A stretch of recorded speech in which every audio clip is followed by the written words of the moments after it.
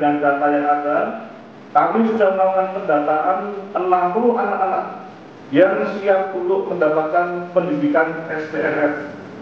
Polres Surabaya sudah menandatangani kesepahaman bersama dengan Pemkot Kota Palembang. Kebetulan baru hari Jumat kemarin kami menandatangani akta tersebut. Polres Palembang sudah mempersiapkan segala sesuatunya dengan sangat baik. Tepuk tangan dulu untuk